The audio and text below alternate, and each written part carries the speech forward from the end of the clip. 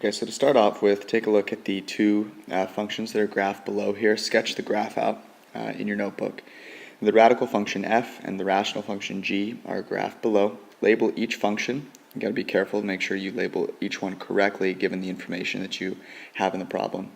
And then circle the solutions to the equation f of x equals g of x and state the approximation for those solutions. So go ahead and try that now on your own. We'll take a look at it together.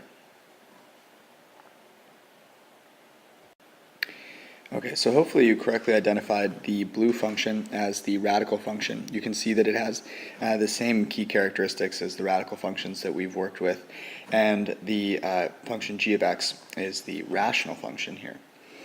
So where are they going to be equal to one another? Well, the question is pretty easily seen graphically by noting where they intersect.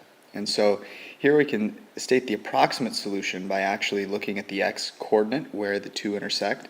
Clearly the y-coordinate is going to be equal at that point. And we can see here that it looks to be about 1.25. So I would say that the approximate solution is x equal to 1.25. Now obviously I can't check this. I don't have the explicit definition for either f or g.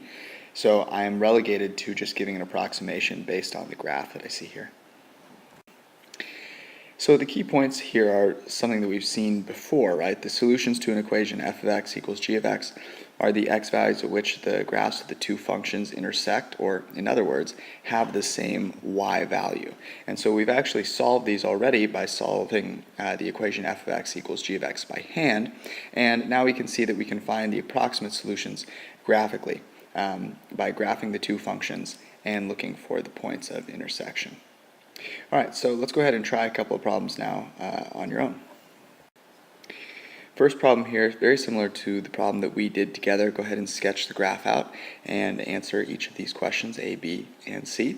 And then in number 2, the functions are given to you explicitly, and you'll want to write those down and answer questions A and B.